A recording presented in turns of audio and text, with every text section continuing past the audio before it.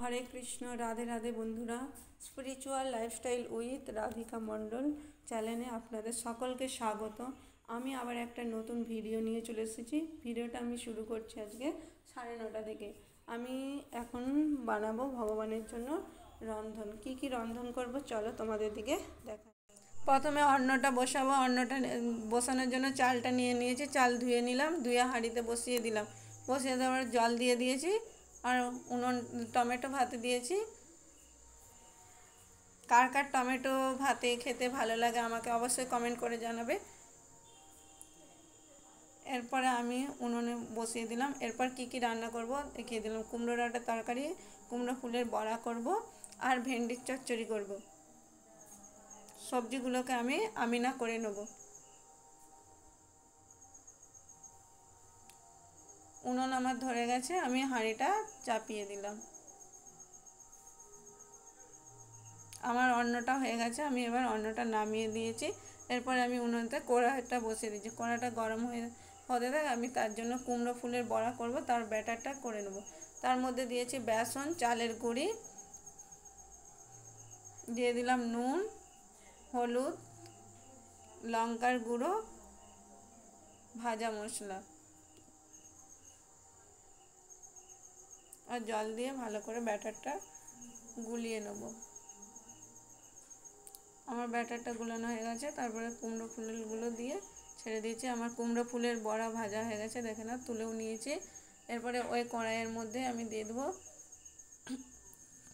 তেজপাতা, জিরে, শুকনো লঙ্কা।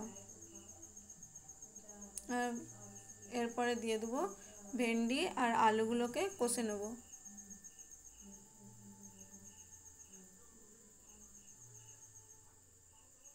যে আলু আমার কষা হয়ে গেছে,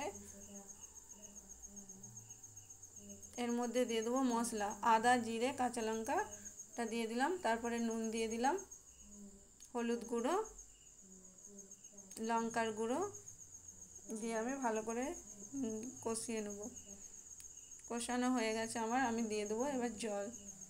আমার ভেন্ডির চচ্চড়ি হয়ে গেছে। ভেন্ডির চচ্চড়িটা আমি নামিয়ে নেব। যা আমি নামিয়ে নিয়েছি। এরপরে কড়া ধুয়ে উনুনে বসিয়ে দিয়েছি। কড়াইয়ের মধ্যে তেল দিয়ে দেবো।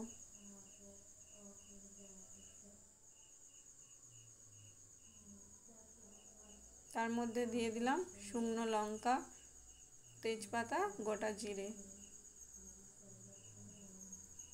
এরপরে বানাবো লাউ ডাঁটা দিয়ে ডাল দিয়ে তরকারি। আমার লাউ ডাঁটা কষানো হয়ে গেছে। এর মধ্যে দিয়ে দেবো ডাল।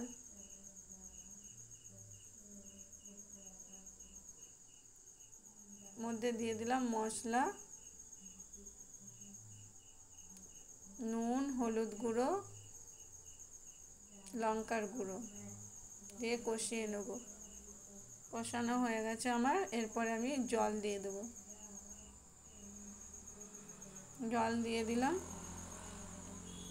আমার তরকারিটা হয়ে গেছে, আমি এবার নামিয়ে নেব। কি কি রন্ধন করলাম দেখিয়ে দিই। প্রথমে অন্ন, তারপর ভেন্ডির চচ্চড়ি, কুমড়ো ডাঁটা ডাল দিয়ে তরকারি, কুমড়ো ফুলের বড়া আর টমেটো মাখা।